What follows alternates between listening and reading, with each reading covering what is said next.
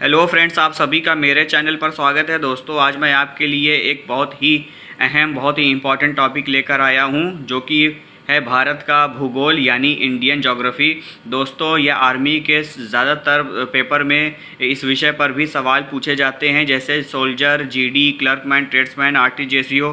तो इस विषय से पर भी जो है वो क्वेश्चन आंसर आप लोगों से पूछे जाएंगे। तो चलिए शुरू करते हैं आज का ये वीडियो। तो चलिए जल्दी से हम लोग इस विषय के प्रैक्टिस सेट की तैयारी कर लेते हैं, जो भी यहाँ प्रैक्टिस एक्सरसाइज दिया गया है। ठीक है, तो देखिए पहला सवाल है, भारत के स्थलाकृतिक मानचित्र निम्न में से कौन सा संगठन बनाता है। ऑप्शन नंबर ए है भारतीय भौगोलिक सर्वेक्षण, ऑप्शन बी है भारतीय सर्वेक्षण, ऑप्शन सी है भारतीय भूवैज्ञानिक सर्वेक्षण और ऑप्शन डी है भारतीय पुरातात्विक सर्वेक्षण। तो इसका ऑप्शन नंबर बी सही होगा, बी पर टिक है। नेक्स्ट है पूर्वी तटीय मैदान का एक अन्य नाम है, क्या नाम है। ऑप्शन नंबर सी पर देखिए, यहाँ पर टिक लगा हुआ है, कोरोमंडल तटीय मैदान। नेक्स्ट देखिए, केरल के तट को कहते हैं, क्या कहते हैं। ऑप्शन नंबर बी सही है, मालाबार तट कहते हैं। निम्नलिखित भारतीय राज्यों में से किस राज्य की कोई समुद्री सीमा नहीं, तो वो है राज्य राजस्थान है। Option number C is the right answer.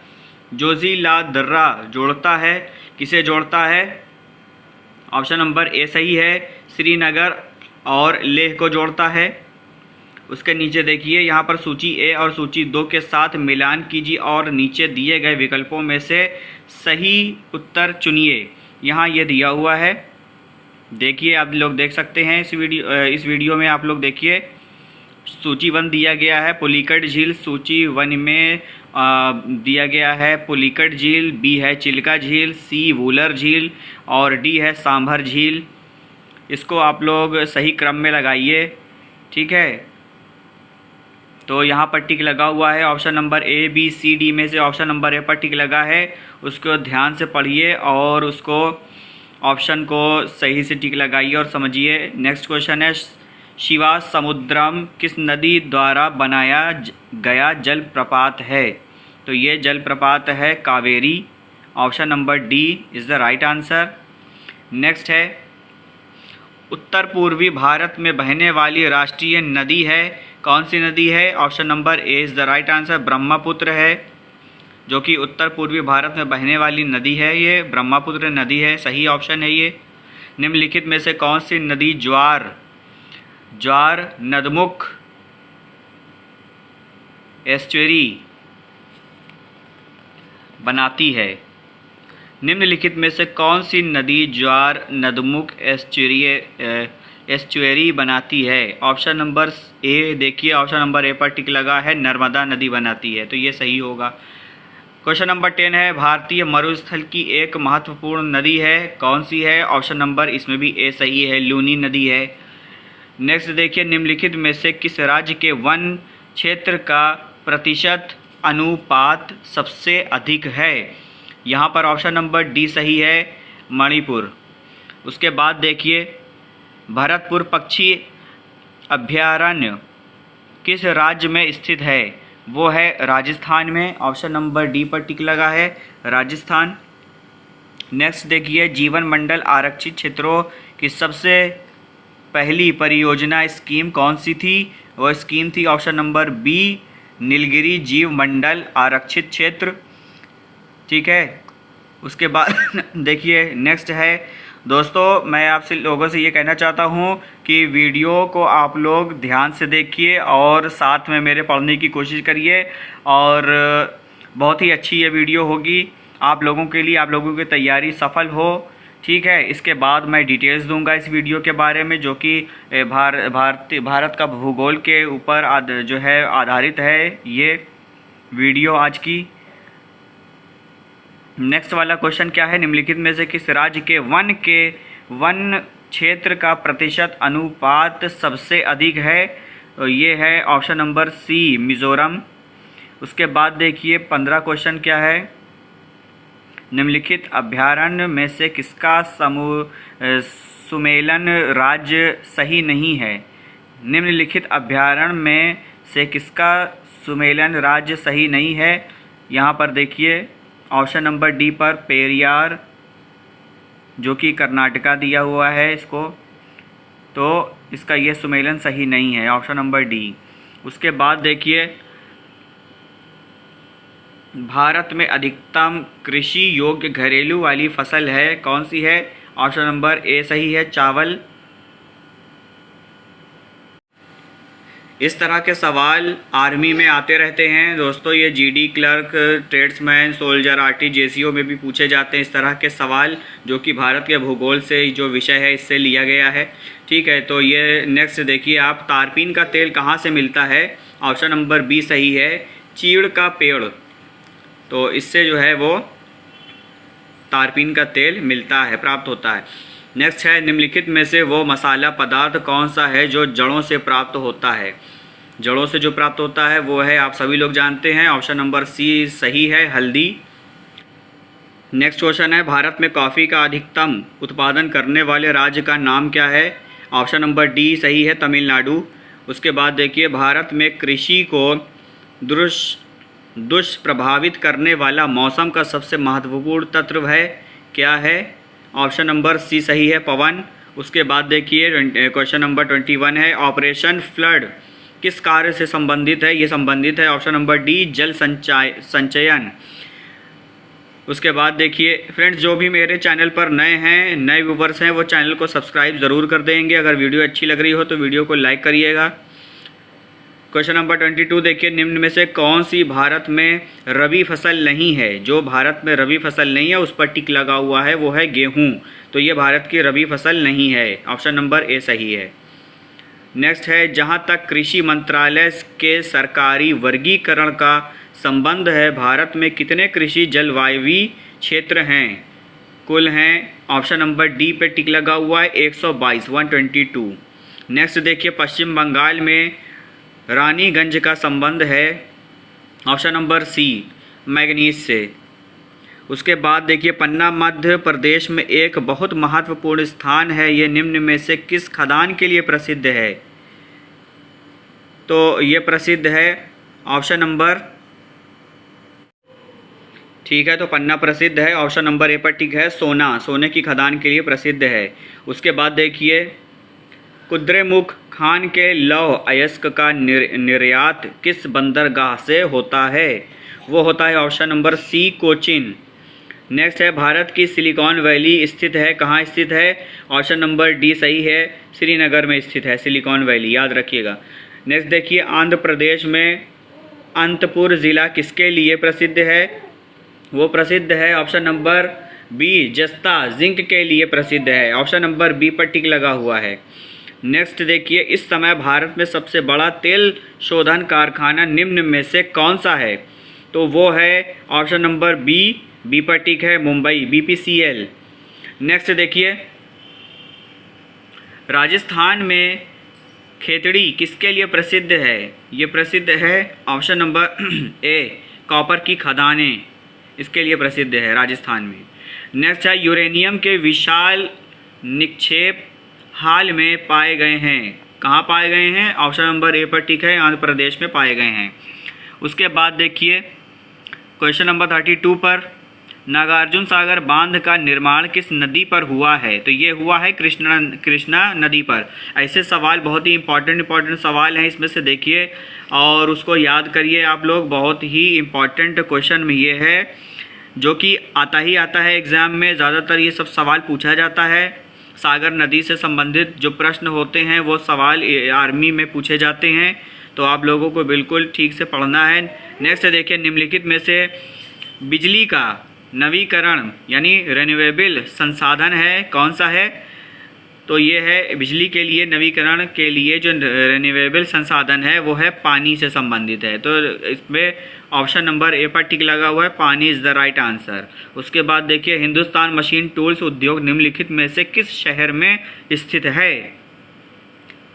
तो ये स्थित है ऑप्शन नंबर ए, मुंबई में। उसके बाद चलिए देखते हैं, उर्वरकर कॉम्प्लेक्स पारादीप फॉस्फेट्स लिमिटेड निम्नलिखित में से किस राज्य में स्थित है, ये स्थित है ओडिशा में, ऑप्शन नंबर डी। उसके बाद देखिए, भारत के पूर्वी तट पर स्थित पतन ये कहाँ है?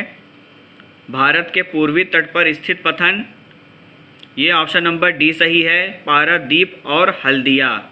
उसके बाद देखिए, निम्नलिखित में से भारत के किस राज्य में जनसंख्या घनत्व सबसे अधिक है? तो वो अधिक है ऑप्शन नंबर बी, पश्चिम बंगाल।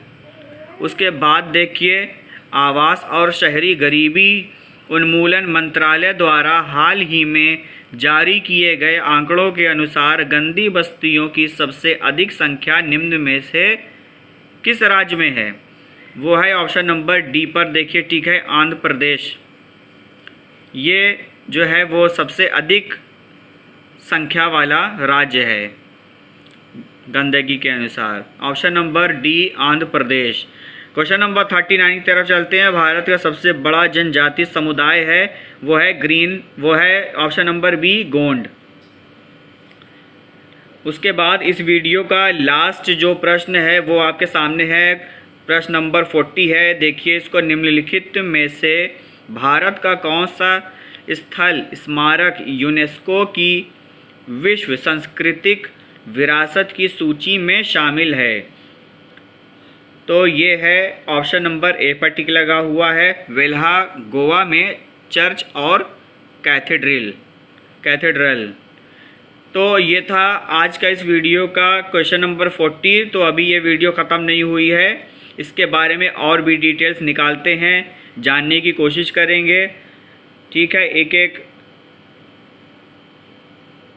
इस वीडियो में जिस टॉपिक पर ये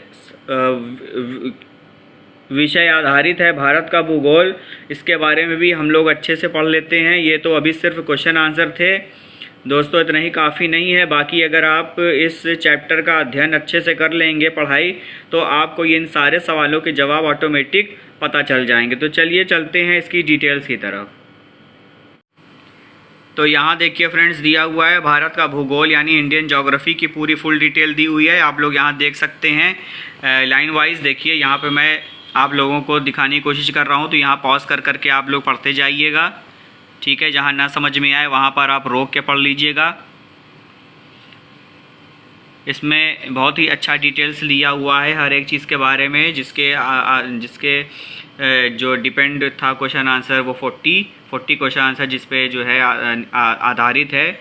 तो इसी विषय पर इसकी देखिए यहाँ पर डिटेल्स दी हुई है। प्रमुख जल अंतराल के बारे में, नाम क्या है, अवस्थी, ठीक है, ये सब पूरा आपको डिटेल्स दिया गया। प्रमुख नदियाँ कौन कौन सी है, ये है देखिए, जैसे सतलज हो गई, पहला वाला यहाँ पर दिख रहा है, नदी सतलज है। उद्गम क्या है, मानसरोवर झील के समीप स्थित राकस ताल, ठीक है। संगम मुहाना, ये क्या है, ये चेनाब नदी है। यहाँ पर देखिए ये पूरी डिटेल मुख्य नदियों के बारे में दी हुई है।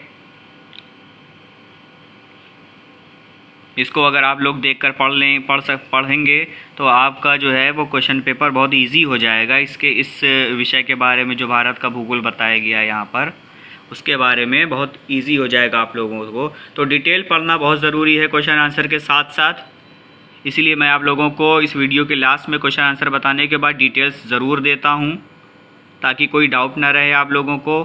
पूरी अच्छे से आपको जानकारी हासिल होना चाहिए।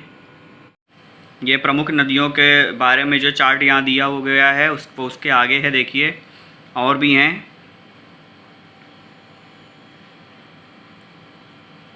इससे क्या होता है, एग्ज़ाम की तैयारी प्रिपरेशन के लिए बहुत ही आसानी हो जाती है। आपको डिटेल्स जब आप याद करेंगे तो आपको जो क्वेश्चन आंसर अभी बताया गया है वो ऑटोमेटिक याद हो जाएगा इस डिटेल को देखने के बाद।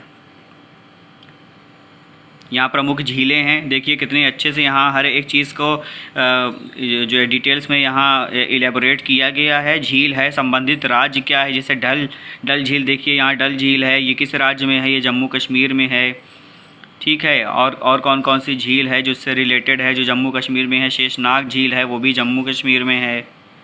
यहाँ नीचे इसके देखिए प्रमुख जल प्रपात दिए हुए हैं, ये उसके नीचे यहाँ पर कृषि विधियाँ भी दी हुई हैं, कृषि विधियाँ और आगे भी हैं, देखिए ये है।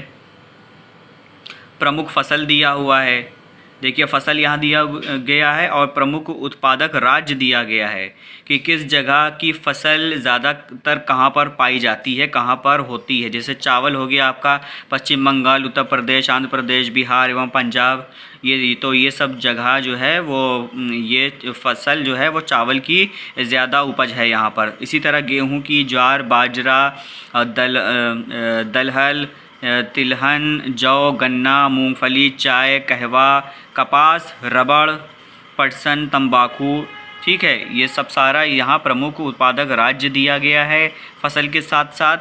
बहुत ही अच्छी डिटेल्स यहाँ पर मैं निकाल कर आया, आप लोगों के लिए मैंने निकाला हुआ है। यहाँ खनिज देखिए क्या क्या है।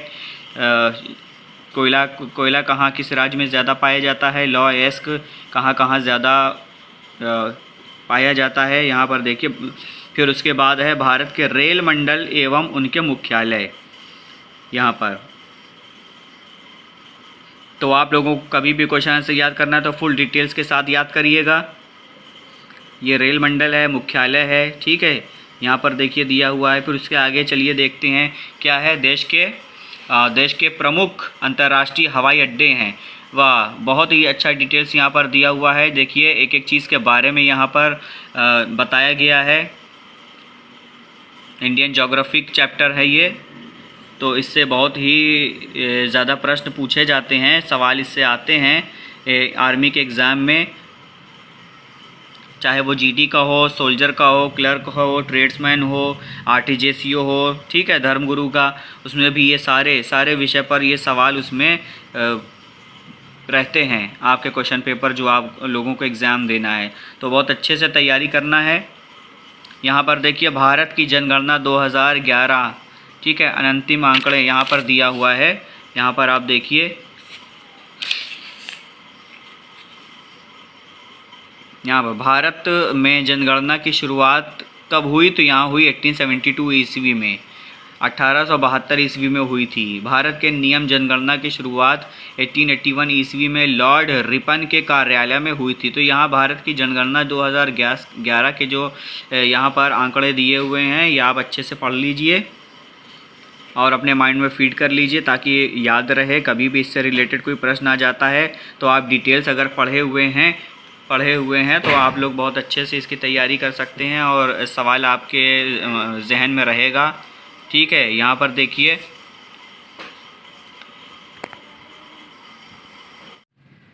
फ्रेंड्स, मैं उम्मीद करता हूँ कि ये वीडियो आप मेरे साथ बहुत अच्छे से पढ़ रहे हैं। पूरी डिटेल्स के बारे में, पूरी डिटेल्स आपको इस चैप्टर की भारत का भूगोल यानी इंडियन ज्योग्राफी के बारे में आपको मिल रही है यहाँ पर, ठीक है। यहाँ पर देखिए प्रमुख बहुउद्देशीय नदी घाटी परियोजनाएं, ये यहाँ पर परियोजनाएं का नाम दिया हुआ है और यहाँ पर नदी दी हुई है, यहाँ राज्य दिया हुआ है। ये देखिए यहाँ पर एक एक चीज़ के बारे में पूरी डिटेल्स, ये भारत के भूगोल के बारे में, इंडियन ज्योग्राफी के बारे में बहुत अच्छे से डिटेल्स यहाँ पर दी जा रही है आप लोगों को।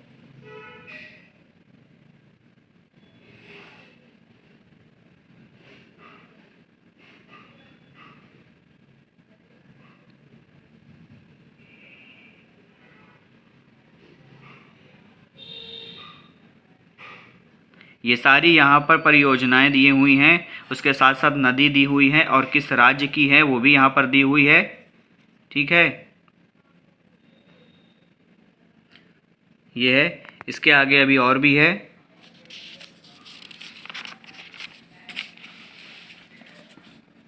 देखिए यहाँ पर वन्य जीव अभ्यारण्य राष्ट्रीय उद्यान के बारे में यहाँ पर चार्ट दिया हुआ है, उसको ध्यान से देखिए।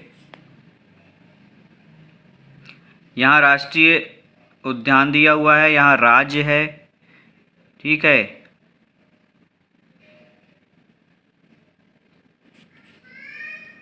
ये है यहाँ पर भारतीय जनजातियाँ दी हुई हैं। यहाँ पर भारतीय जनजातियाँ, यहाँ पहला गुजरात है, भील, बंजारा, कोली, पटेलिया, डाफर, टोडिया आदि, ठीक है।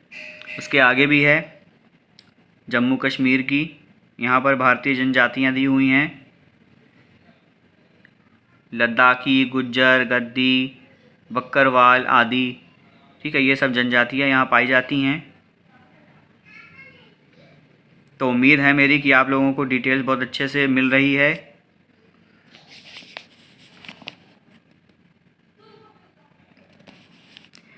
तो फ्रेंड्स, आज की इस वीडियो में यहाँ तक इतना ही था। उम्मीद करता हूँ कि ये वीडियो आप लोगों को पसंद आई होगी, और जो भी व्यूवर्स मेरे चैनल पर नए हैं तो प्लीज़ चैनल को सब्सक्राइब ज़रूर कर दीजिएगा, वीडियो को लाइक करिए और अपने दोस्तों फ्रेंड्स को ये शेयर करिए ताकि उनकी भी एग्ज़ाम की तैयारी अच्छे से पूरी फुल डिटेल्स के साथ हो पाए। तो इसी तरह वीडियो के साथ मैं लौटूंगा फिर, तब तक के लिए शुक्रिया, गुड बाय।